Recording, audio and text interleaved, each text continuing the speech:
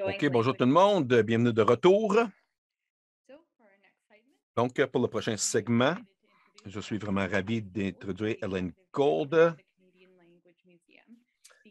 directrice générale du Musée canadien des langues, par de la défense des langues, par le biais des expositions. Hélène a initié la création du Musée de la langue canadienne et supervise ces organisations.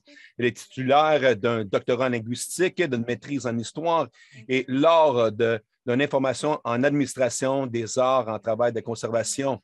Gold enseignait la linguistique à l'Université de Toronto pendant plus de 20 ans. Elle a vécu dans le centre-ouest et le nord du Canada et se consacre à la promotion de la protection du riche patrimoine linguistique. Elle est récipiendaire du prix d'excellence nationale 2019 de l'Association canadienne de linguistique pour son travail dans le Musée canadien de la langue. Merci beaucoup. Bienvenue, Hélène.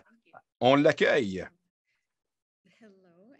Bonjour et merci beaucoup pour la belle introduction. Et donc, je vais partager mon écran maintenant avec vous et je vais présenter des diapos.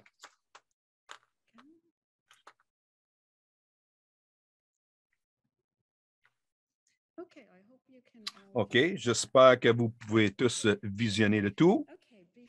Bon, avant de parler de la protection de la langue, je voulais partager des informations sur l'arrière-plan du musée.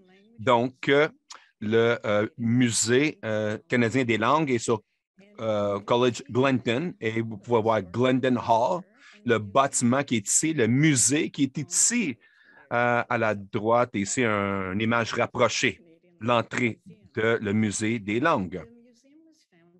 Donc, le musée a été fondé le 10 ans avec les buts par la promotion et l'appréciation de toutes les langues parlées au Canada et de leur rôle dans le développement de cette nation pour sensibiliser les langues autochtones et participer à la réconciliation. Et pour faciliter le dialogue sur le langage fondamental et les questions qui sont au cœur de l'avenir de la société canadienne, comme le bilinguisme, multilinguisme, langage en danger, la préservation et la revitalisation.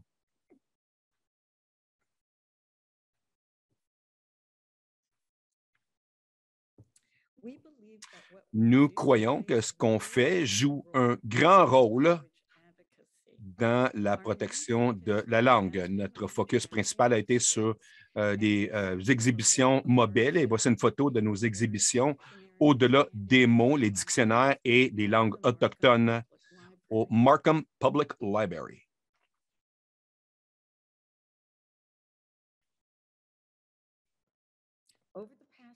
Donc, dans les dernières 10 années, nous avons créé 8 exhibitions mobiles que vous pouvez voir ici et 3 en ligne. Et aussi, nous avons d'autres choses sur notre site Web, incluant une vidéo sur les langues autochtones, Tuarankum, et un livret qui peut être téléchargé gratuitement sur les langues autochtones au Canada. Les expositions du musée ont été exposées partout au Canada, dans les bibliothèques, les universités, les lycées, les centres communautaires et les musées. Ces différentes localisations font que nos exhibitions sont disponibles aux arrière-plans d'hiver dans les grandes villes et les petites communautés.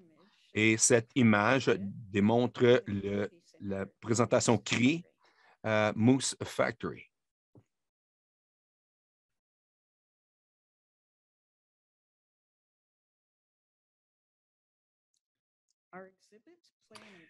Nos présentations jouent un rôle important pour éduquer la population sur la variété des langues qui sont parlées au travers le Canada.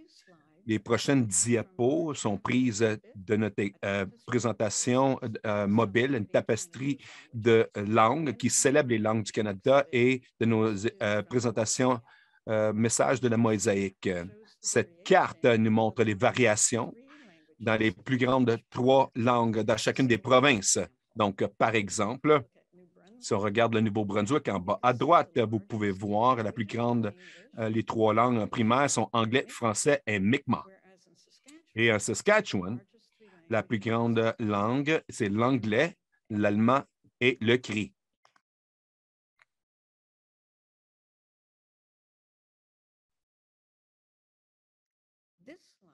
Cette diapo nous montre la croissance dans les langues matérielles au Canada entre 2011 et 2016.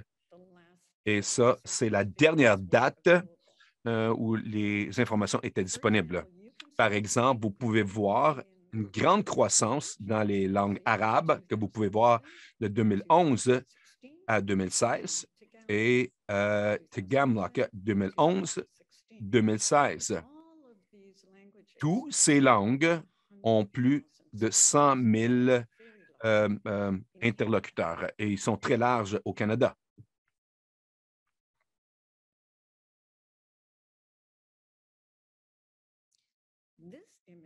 Cette image illustre clairement les différentes langues qui sont parlées à la maison au Canada. Donc, la plus grande maison, c'est pour les foyers où l'anglais est parlé. Cette maison, le foyer où on parle en français seulement. Et la troisième plus grande maison démontre l'anglais et une autre langue autre que le français est parlée. Et c'est quasiment 4 millions de personnes au Canada vivent à la maison et qui parlent deux langues, anglais et une langue autre que le français. Cette indication nous montre clairement le bilinguisme qui est prédominant au Canada et nous pouvons la comparer à quasiment 1 million de gens qui parlent l'anglais et le français.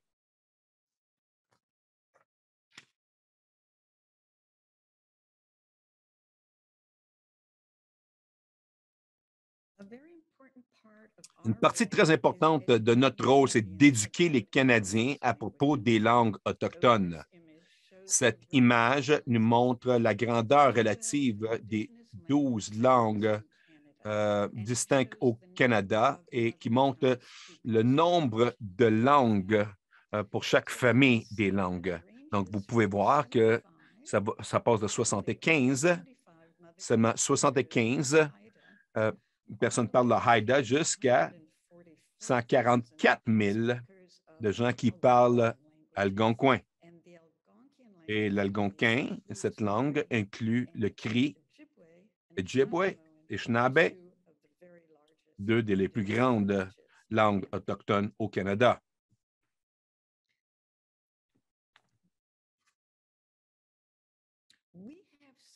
Nous avons plusieurs présentations mobiles qui parlent des langues autochtones et tel que j'ai mentionné, nous avons aussi un livret qui peut être téléchargé sur notre site Web sur les langues autochtones au Canada. Cette image nous vient d'une vidéo qui s'appelle Two Row Wampum et c'est à propos des défis de préserver les langues autochtones à Toronto. Donc, c'est un grand défi pour préserver les langues dans une très grande ville multiculturelle.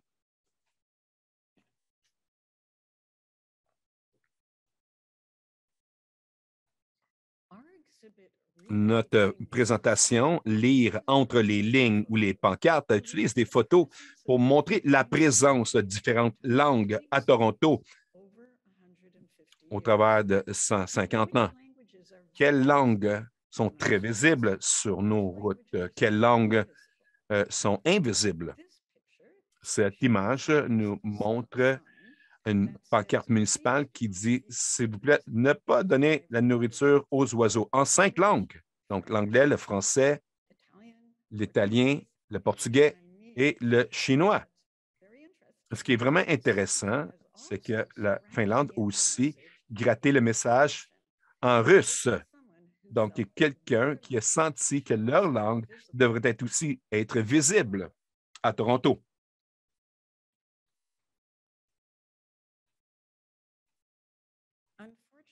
Malheureusement, les langues autochtones ont surtout été invisibles dans les rues de Toronto. Mais récemment, quelques pancartes dans la ville ont été créées avec les noms Anishinaabe. Et donc, dans cette diapo, vous pouvez voir le nom Davenport Road et ensuite le nom Anishinaabe, Gete Onagaming. Aussi, si vous aimeriez voir cette pancarte, Spadina et Davenport, ça, c'est les montées pour aller, l'escalier pour monter à Deloma. Pardon.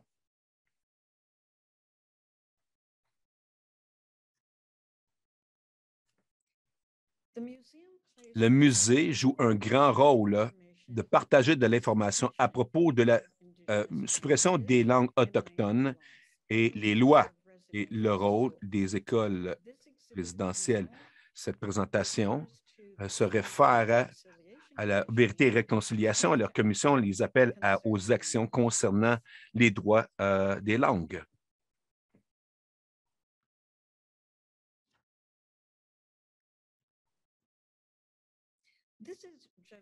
C'est simplement une les 5 appels aux actions concernant les droits des langues autochtones et la responsabilité du gouvernement pour ajuster la revitalisation des langues. Le musée supporte ces appels aux actions et croit aux principes qui sont écrits dans le point numéro 1, que les langues autochtones sont un élément fondamental et valorisé dans l'élément de la culture canadienne et de leur société et son urgence à les préserver.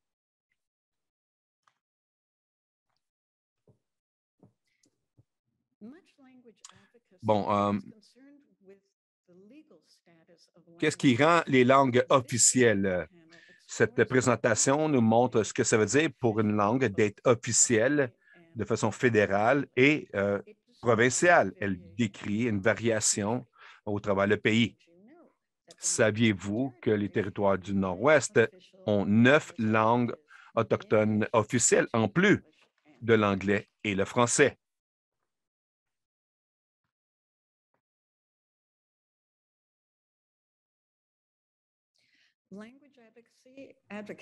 La protection des langues, on est concerné avec les langages des signes aussi et la langue orale. Et cette diapo nous vient d'une présentation récente, langage des signes Canada, qui décrit des législations qui reconnaissent le statut de le langage des signes au Canada. Vous pouvez voir la loi canadienne sur l'accessibilité qui stipule American Sign Language, le langage LSQ et les signes autochtones. Et le projet de loi C-91 inclut concernant les langues autochtones se donne pour objectif premier de soutenir et à promouvoir l'utilisation des langues autochtones, y compris les langues et signes.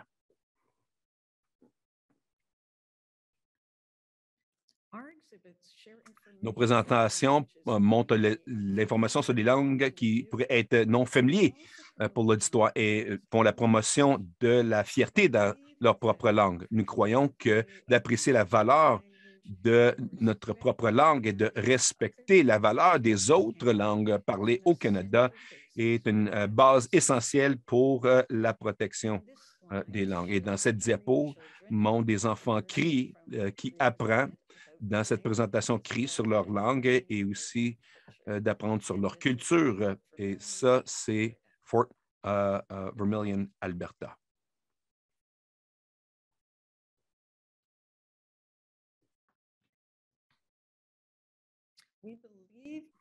Nous croyons que nos présentations mobiles font une contribution importante sur la protection des langues au Canada.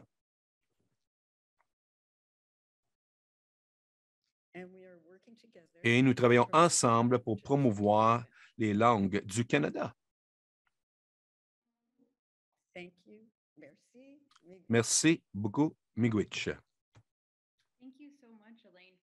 Merci, Hélène, pour cette présentation qui a plusieurs formes et peut être poursuivie de différentes façons. Assurez-vous de suivre le musée sur Twitter et vous inscrire aux messages d'information qui sont postés sur les différents efforts au travers de l'Ontario. Tous les liens ont été mis dans la messagerie.